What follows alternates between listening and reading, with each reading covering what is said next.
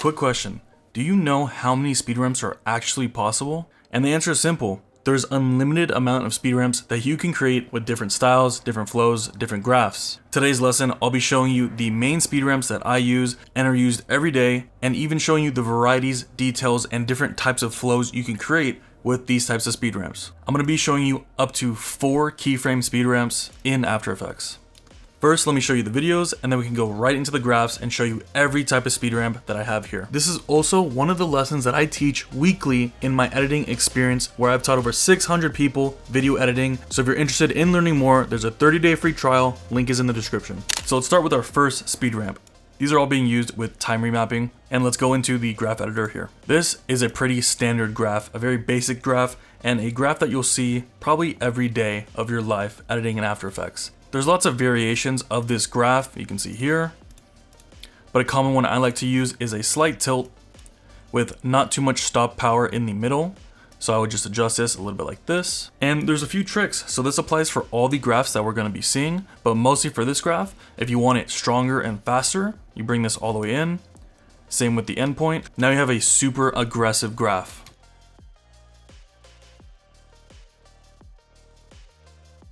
And if that's not your taste, you basically just bring these in and you can bring them down as well. When you bring them down, it will change the speed of the slowdown. So the flatter that this line is here, such as this, the more slow it will be. This is literally almost no speed at all, where it'll almost freeze. I like to have my graphs right around here. But it will depend on the style and what you're going for. But this is always a starting point that you should start with here. Now we have our next graph. So you might be wondering, what other graph can you make with just 2 keyframes? Well, you can actually do a reverse.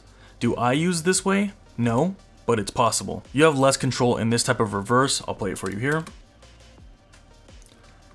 You can see it makes a very basic, almost looks like a incomplete graph. Same thing applies. You want it faster and stiffer, you bring it out to the sides.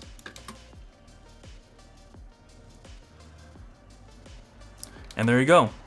And if you want a longer speed ramp, you bring these up. If you want to get more footage out of your clip, you just keep bringing these up. I don't use this, so I wouldn't recommend doing this.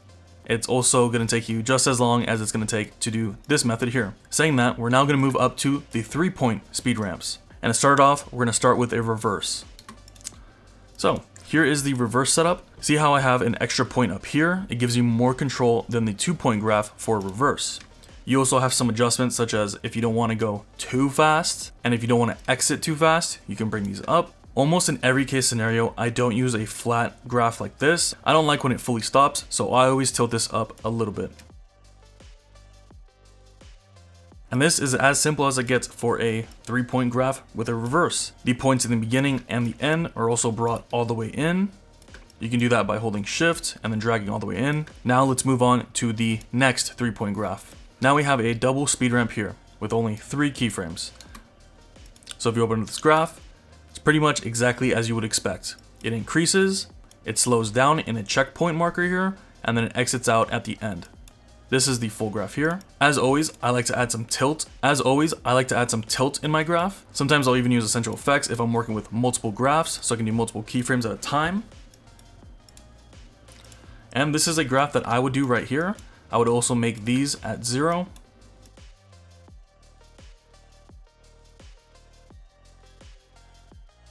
And just look how smooth that comes out. With literally just doing a couple adjustments, you get such a smooth speed ramp like this right here. And it almost looks different from the 2-point graph we did earlier. As I said, it's up to you on your flow preference. If you want to really have more control, add more keyframes in there. And don't overcomplicate it. If you're trying to learn how to edit in Adobe After Effects, this will save you weeks, months, years of trying to learn. If you got tabs open, you got tutorials everywhere, but you still don't know how to make an edit from start to finish on your own. That's exactly why I built this course, to teach editing the right way, with real projects, updated methods, and step-by-step guidance that actually makes sense. I've been teaching Adobe After Effects for over 3 years now, and I personally help my students with editing, troubleshooting, guidance in any field that they need help with. In addition to my private Discord server where you can talk to other members that have gone through the same exact things that you're going through. Over 600 editors have gone through this course and most of them had 0 experience. Now, they don't even need tutorials. If you're ready to learn Adobe After Effects, set the trends, and become an established editor, hit the link now and get started, because 600 editors are already ahead of you. Now let's move on to the 4-point graphs. And you can see here that we're going from 2 options to now we're going up to 4 options in the 4-point graph. So for our first graph, we have a forward, forward, forward, a full forward graph.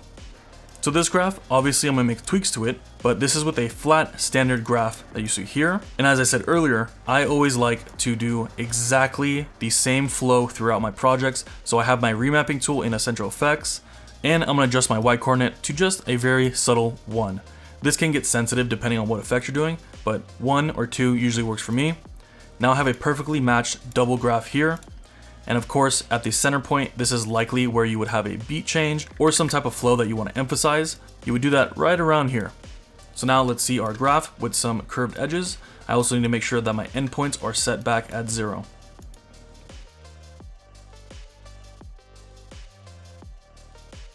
And if you want to get more aggressive at the end, you just bring this out. You can do that same with the beginning, bring it more out. Less aggressive in the middle, you bring it in. It's really up to you how you want to do the flow. Now let's check out the second version of a 4-point speed ramp. So with this speed ramp here, we have a reverse mixed into the middle, and then it continues to forward out of the clip. So I'm going to select these and go into my graph editor. Here's the graph for the basic speed ramp that we have here. As I said, I do like to make adjustments to this. I always like to add some tilt. For a forward motion, I always tilt it to the right up. And for a reverse motion, I tilt the right down. So you can see here, we get a smoother blend in the slopes of the graph. And as I said, you can always adjust the speeds by dragging these up and down, and even bringing these in to have a stronger speed ramp. For example, this is the reverse. You can see how fast it's gonna get into the reverse before it slows down and transitions out. And we can have a super fast exit and bring this even higher. So that's the second way of the 4-point graphs. Let's now get into the third. Now for our third 4-point speed ramp, we have a reverse back into a reverse out. And this is the graph here. It almost looks like a mountain slope. So we have the flat points here as normal. I'm just gonna go ahead and tilt these both up. And for the first and last key points, I'm gonna set my X value to 0 because I want 0 strength. Just to show you, if you increase this and you press apply, it will increase that strength. Same with the Y coordinate. So if I set it back to 0, you'll see it goes to flat. If I go negative, it will go negative under the line. But for this one, of course, we just want to add 0. I'm gonna make sure that I tilt this one down because we want the slope to continue. These types of speed ramps are so great to do because you can really get creative with your flow, as in you want to match this clip's exit with the entrance of the next clip. This is probably my least used speed ramp graph here. Saying that, let's get on to the last 4-point graph. Here's a more standard, probably usable graph where we're going forward, forward, and then we're ending with a reverse. This is basically the opposite of the last graph we just did. As I always like to do, I'm gonna make sure I tilt these up just a little bit.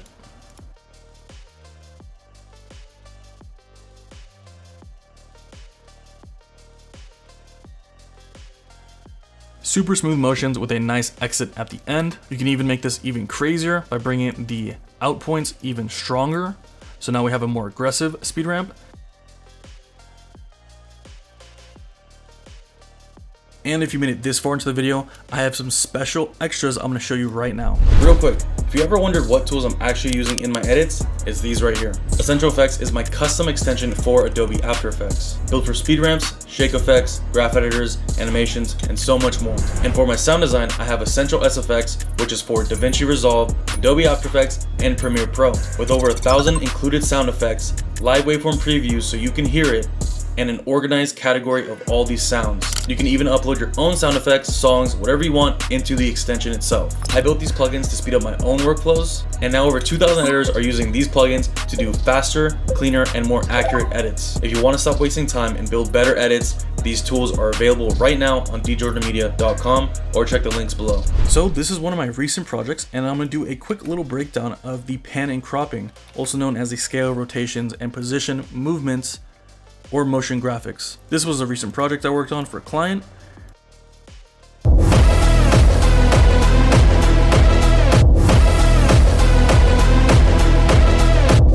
So you see the flow and the speed ramp style of this video. I will show you quickly the points I've used. So here I had a 4 point and here I had a 5 point. So lots of movements go into these transitions. This is another lesson I'll be teaching more in depth, but you'll notice here that my adjustment layers do have effects on them. In this case, I'm using the Sapphire plugin Warp Transform, but I'm going to show you from scratch with the basic transform in After Effects. So I'm going to delete this adjustment layer here, click on my layer, and I'm going to make a brand new adjustment layer. Now I'm going to add on the effect transform, and there's two movements I want to do in this. So you can see here, the B is not centered, right? That wasn't the center focus of this clip. So in the second speed ramp in here, I want to change the position and make the B centered in the frame. So to do that, we're going to go and click on our layer, go to transform, let's keyframe scale, anchor point, and I would do rotation, but we don't need to do it for this clip here. Now we can press U to look at our adjustment layer, zoom in, and here is where things get very simplified. So we have our keyframes here, and we have our speed ramp keyframes here. Now we need to match our key points with our speed ramp key points. So our first movement is going to be a scale in. I'm going to scale in slightly like this. And I'm going to set a point on my anchor point. Since we're not adjusting it, you want to make sure that you still have it synced here so you don't have any offset transform values. So our first movement is a zoom in. And now our second movement is going to be a pan to the left, the x-axis, drag this to the right, and I'm going to drag it down slightly to get it more centered. And we can go ahead and add in a little more zoom. So I'll add in another probably 7. So we'll go to 130. So now we have a zoom in with a position to the right. And since my next clip is a down to up motion, I want to have the last transform value go up. So I'm going to go over here. I'm going to quickly disable my layer so we can see it better. And now I'm going to position it up. So it's going to go straight up, no adjustments. And the last thing that we need to fix in this is actually this blank space here. Luckily, since the sky is here, we can do an easy mirror effect with our effect motion tile. And we're going to have to apply that directly to our clip layer here. So now you can just add on motion tile, change the output height. I like to do 222 because it's easy to click and it always works and fits enough for what you need. And then click mirror edges. Now we have a perfect mirror.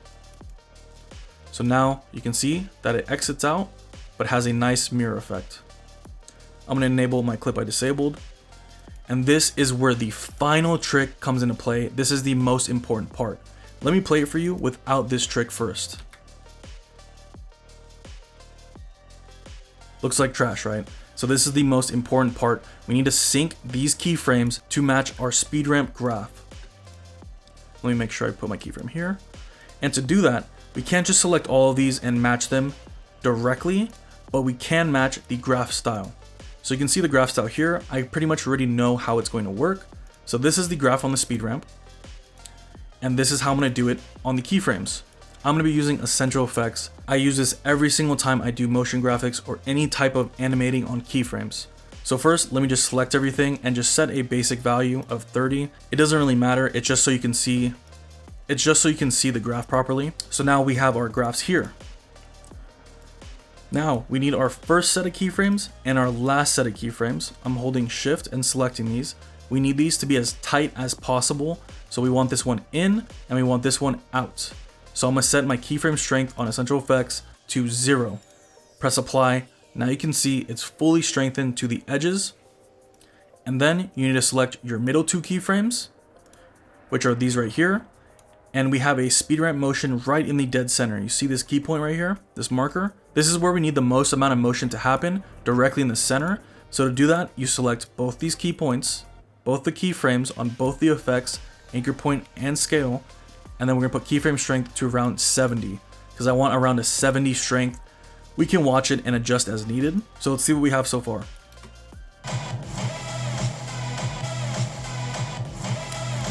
And to me, that's pretty much the perfect motion of how I had it before. One final trick we can do is enable motion blur right here.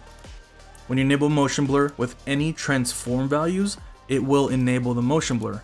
So it's a nice little detail I like to add to really blend in the motion graphic. So now let me show you the final results with our 4-point speed ramp and our keyframe synced to that speed ramp.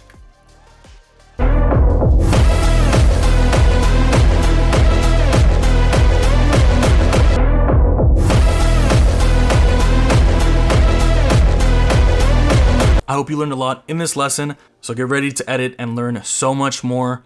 I'll see you in the next lesson.